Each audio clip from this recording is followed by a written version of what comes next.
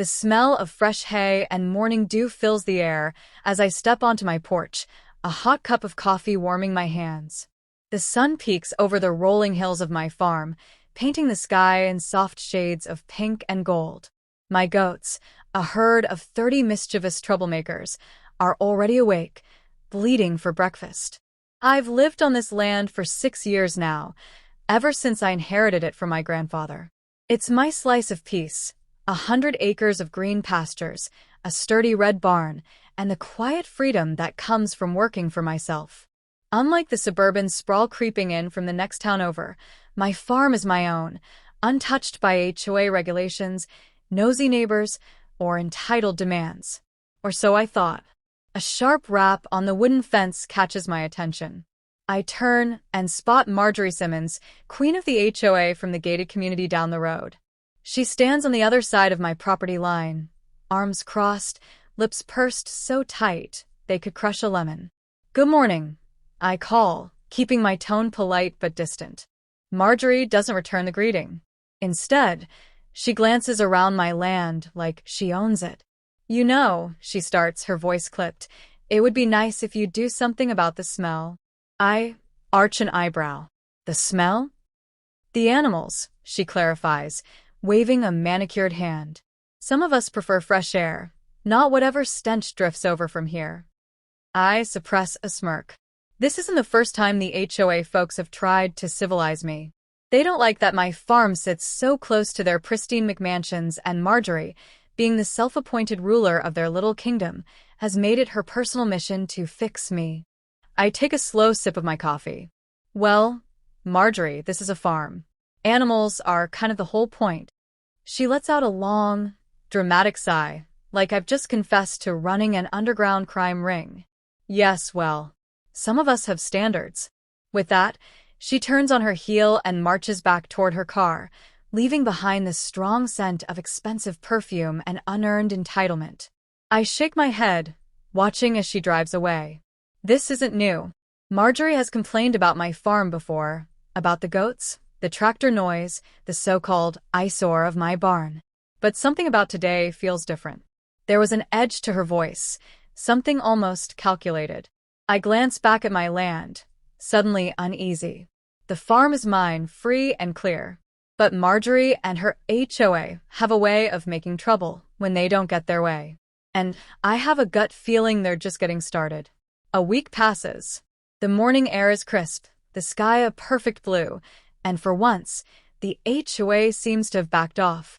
No surprise pop-ins from Marjorie, no snide complaints about property values. I almost start to believe she's given up, until I notice the footprints. They start near the east side of my property, where the fence meets the woods. Fresh tracks, pressed deep into the dirt, multiple sets, like a group of people walked through here recently. My farm isn't a public park. No one has any business out here unless I invite them. I kneel, brushing my fingers over the disturbed soil. The prints are too crisp to be old. Someone was here last night. A bad feeling crawls up my spine. I head toward the barn, scanning for anything out of place. My tools are where I left them. The goats are fine, if you count Duke, my most rebellious goat, standing on top of the feed barrel like he owns the place. But something feels off. And then I spot it. A long stretch of white fabric caught on my fence, fluttering in the breeze. It's lace. My brows knit together as I pull the delicate material free. It's too fancy for farm work, too elegant to belong to anyone just passing through. The only thing that comes to mind is a wedding dress. But that doesn't make sense. I glance toward the gated community down the road, my jaw tightening. I don't trust coincidences, not when Marjorie Simmons is involved. That afternoon, I drive into town for supplies, but even there, something feels off. The cashier at the feed store, an older woman named Denise, gives me a knowing look as she rings up my order. "So," she says, bagging a bundle of alfalfa, "you got a big event planned?" I frown. "What?" She chuckles. "For the wedding. Marjorie was in here the other day, talking about some exclusive venue she found. Said it was rustic. A hidden gem." My stomach tightens. I keep my voice even. "She say where this venue was?" Denise shrugs. Didn't name it outright, but she sure made it sound like it was private land. Real private. A cold realization settles over me. Marjorie is planning a wedding. And unless there's another hidden gem out here in the middle of nowhere, I have a sickening suspicion she's talking about my land. I drive home faster than usual, my mind racing. Could she really be that brazen? To use my farm without asking? No. That would be insane, wouldn't it? Then I remember the footprints. The lace. And deep down, I already know the answer. Something's coming. And whatever it is, it's going to be a problem. I don't waste time. The second I get back to the farm, I grab my keys and head straight to the gated community. The HOA's office sits at the entrance, a sleek little building that looks more like a country club than a place where people argue about mailbox colors. I barely make it through the front door before I hear that familiar, condescending voice. Oh, how unexpected. Marjorie Simmons stands behind the receptionist's desk, her signature pearl necklace resting just above her crisp white blazer. She doesn't look surprised to see me. If anything, she looks amused. I don't bother with pleasantries.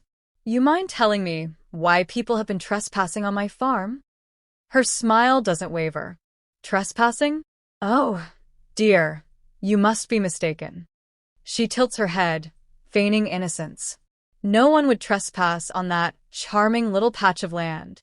I grit my teeth. Then explain the footprints. The lace caught on my fence. And the fact that people in town think I'm hosting a wedding I didn't even know about.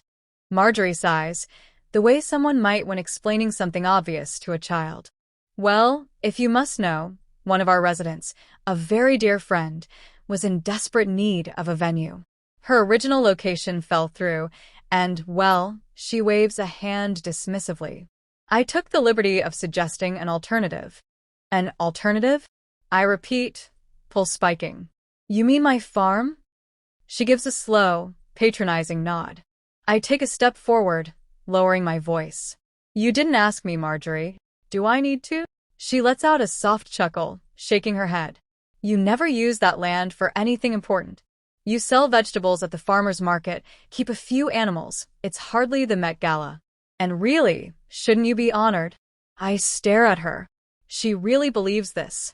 That she has the right to take what she wants because she thinks I don't deserve it. Because, in her eyes, a working farm isn't worth respecting. Because I'm not worth respecting. I inhale sharply, forcing myself to stay calm. Cancel the wedding. Marjorie's smile tightens.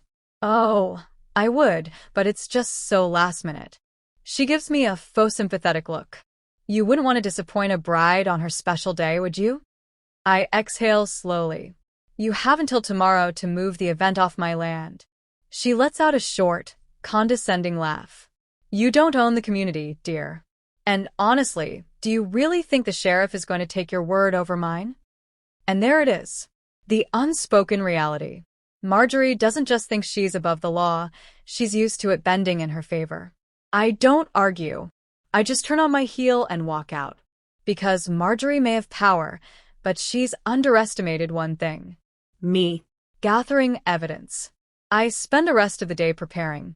First, I call a friend, a local reporter named Alex, who's been itching to expose the HOA's corruption for months. The second I tell her what's happening, she's all in. Next, I set up cameras. Hidden, motion-activated ones. If Marjorie's people come snooping again, I want proof. And then I make a call to the sheriff. Sheriff Dawson picks up on the third ring. Yeah, it's me, I say. I need to report trespassing. A pause. Then a tired sigh. This about the HOA? I grit my teeth. You know it is. Look, I'll swing by, but another sigh. You know how this town is. Yeah. I do. Which is exactly why I'm not relying on him to fix this. Things get worse. By nightfall, I have my answer. My cameras catch two men in suits sneaking onto my land, checking the space, whispering into phones. I recognize one, Marjorie's husband. The other? No clue. Then, at midnight, a catering truck pulls up just beyond the tree line. They're not just planning to use my farm. They've already started setting up. And that's when I realize Marjorie never intended to ask for permission. She was always going to take what she wanted. Well, She's about to learn that taking from me comes with consequences. By the time the sun rises, my land is crawling with strangers. White tents stretch across my fields like unwanted scars. Rows of gold-trimmed chairs line the open space near the barn. A catering crew bustles between tables draped in fine linen, laying out silverware and champagne flutes. A wedding arch, my dam fence wrapped in flowers, stands at the center of it all. They didn't just steal my land for the day. They transformed it like they owned it. And standing in the middle of it all, in her pristine white blazer, is Marjorie Simmons. She spots me the moment I step out of my truck, a smug smile creeping across her face. "Oh, good morning," she calls, voice dripping with fake warmth. "I was hoping you'd come by." I cross my arms. "You've got exactly 10 minutes to get off my land before I start removing things myself." A delicate chuckle. Now, let's not be dramatic." She gestures at the scene around us. "Just look at this. It's beautiful, isn't it? So much better than..." She waves a hand vaguely at my barn. "Whatever mess was here before." I step forward. "You have 5 minutes." Marjorie sighs, as if I'm some child throwing a tantrum. I try to be civil about this. "But you need to understand, this wedding is happening. It's too late to cancel now." She glances toward a group of well-dressed guests already arriving, their luxury cars parked haphazardly along the dirt road. "Be reasonable," she continues, voice smooth as silk. "You don't want to cause a scene, do you?" ah, There it is. The veiled threat. The unspoken warning that people like me, people who don't belong to her little gated empire, shouldn't stir trouble around her kind. She thinks she's won. That I'll back down. That I'll accept this violation because she's used to people like me being ignored. I smile. Because she has no idea what's coming. The trump card. I pull out my phone and, with a single tap, play the recording. Marjorie's voice, crisp, clear, unmistakable, echoes across the field. "Do I need to ask for permission? You never use that land for anything important. Honestly, do you think the sheriff is going to take your word over mine?" The conversation from yesterday caught on tape, loud enough that every caterer, every guest, and, most importantly, the bride and groom can hear it. There's a moment of stunned silence. Then, someone near the buffet table murmurs, "Wait, she didn't get permission?"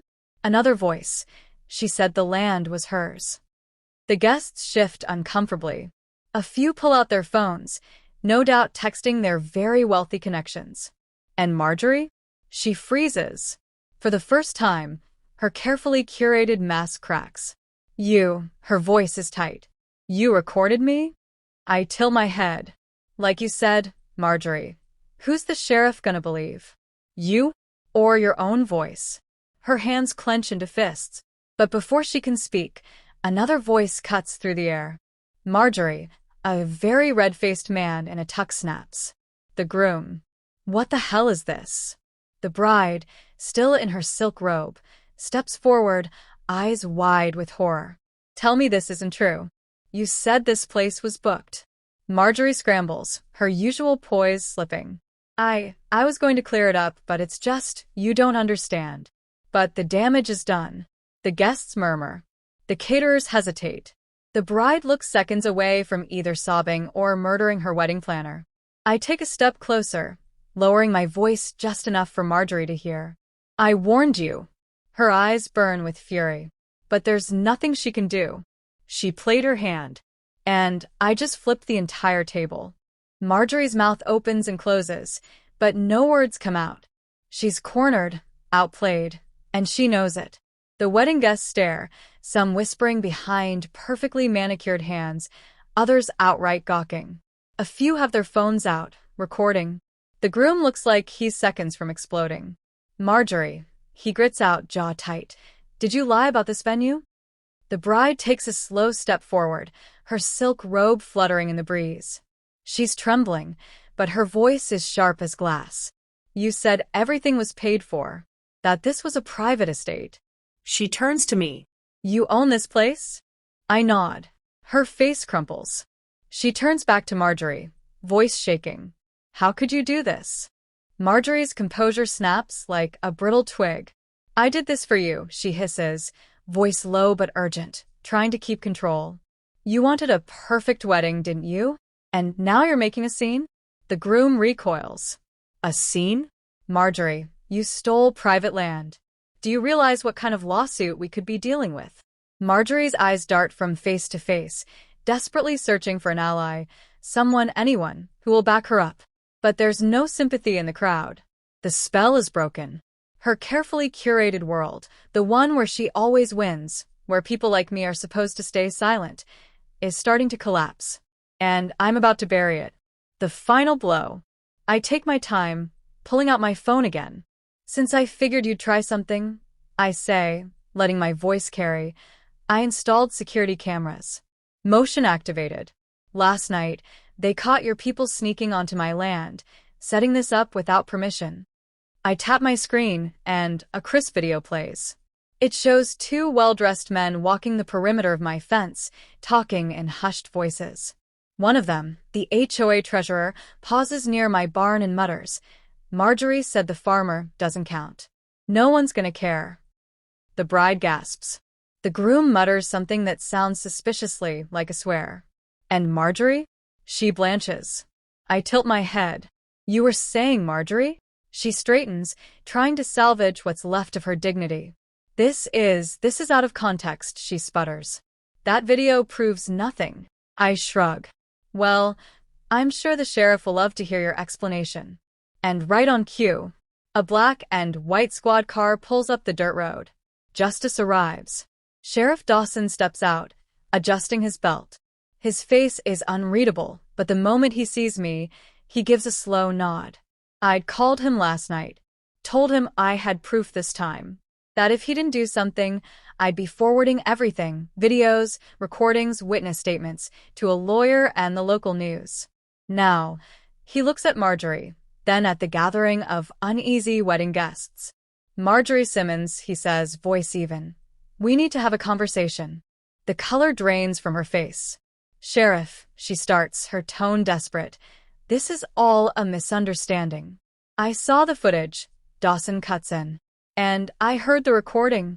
That's enough to press trespassing charges. And considering you orchestrated this on private property. He lets the words settle, gaze hard. You do realize that's a criminal offense, right? Marjorie stumbles back like she's been struck. This is ridiculous, she snaps. You can't arrest me. I run the HOA. Dawson's face remains impassive. Yeah, well, out here? He gestures to my land. The HOA doesn't mean a damn thing. Marjorie's hands shake. She turns toward the wedding guests, toward anyone who might defend her. You're all just going to stand there? Her voice rises, cracking. You know me. I've done so much for this community. You owe me. But no one speaks. Because for the first time, they're seeing the real Marjorie Simmons. The one who spent years weaponizing her privilege, bending rules, treating people like me as less than. And now, stripped of her power, she's nothing. The public collapse. The guests start to leave. The bride, her hands trembling, turns to the groom. Let's go. I can't, she swallows hard, shooting Marjorie one last look. I don't want anything to do with this.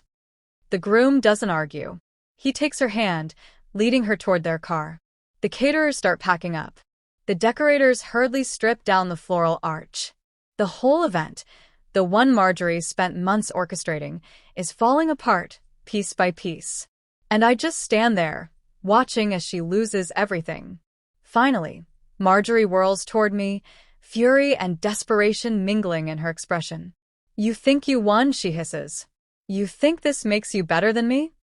I take a slow step forward, meeting her gaze. No, Marjorie, I say, voice calm. It just makes me smarter. She glares at me like she wants to burn my farm to the ground with sheer willpower alone. But there's nothing left to do. No strings to pull. No power left to wield. Sheriff Dawson sighs, shaking his head. Come on, Marjorie. He gestures toward his squad car. Let's go. And just like that, she's led away, the mighty HOA queen, reduced to a disgraced criminal. I watch as the last of the guests drive off, as the remnants of the stolen wedding are torn down, as peace is restored. Marjorie thought she could take what she wanted. She thought she was untouchable. But today, she learned the hard way. You don't mess with me. A week later, Marjorie Simmons is the talk of the town. Not in the way she used to be, the polished, powerful woman who ruled the HOA with an iron fist, but as a cautionary tale. Her mugshot is everywhere. The local paper ran the headline, HOA leader arrested for trespassing in wedding venue scandal. Social media? Even worse. Someone leaked the security footage, and now Marjorie's entitled voice is a viral soundbite, meme-worthy in its arrogance. Do I need to ask for permission? The internet eats it up. People reenact it, mock it, dissect it. Some dig deeper, uncovering a pattern of abuse, questionable fines, unfair property disputes, harassment of homeowners who don't fit her preferred aesthetic. And suddenly, Marjorie isn't just humiliated.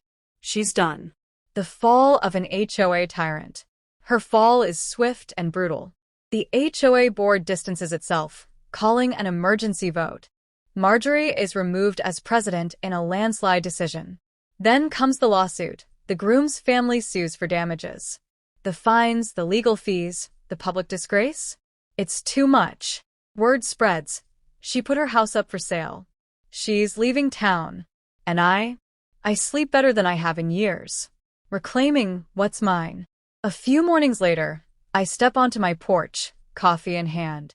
The land stretches out before me. Mine, just as it's always been. No white tents, no stolen celebrations. Just the wind in the trees and my goats lazily roaming the field. Then I notice them. A small group of neighbors, cautiously approaching my fence. For years, they kept their distance. Some ignored me outright. Others gave me those polite but avoiding eye contact nods, the kind that say I see you, but I don't acknowledge you. They let Marjorie run unchecked, too scared or too comfortable to push back. But now? Now they look ashamed. One of them, a middle-aged man who always seemed nervous around me, clears his throat. Hey, he says. We wanted to say we're sorry. I raise an eyebrow. For not speaking up sooner, another woman adds. We knew Marjorie overstepped, but she hesitates. We didn't think it was our problem. Ah. There it is. The truth. I let the silence hang for a beat before speaking. It was your problem, I say, voice steady. It just wasn't inconvenient enough for you to care. The man winces, but he nods. You're right. He exhales. Look, if there's anything we can do. I glance at my land, my now Marjorie-free land, and let out a slow breath. You can do something, I say. Next time you see someone like her pulling this kind of stunt, stop it. Before it gets this far. They nod, shame-faced but listening. And for the first time in a long time, I feel something close to hope. A satisfying end. As they leave, I take one last sip of coffee, savoring the warmth. Marjorie thought she could steal my land, my voice, my power. Instead, she lost everything. And me? I'm still here. Still standing. Still owning every damn inch of what's mine.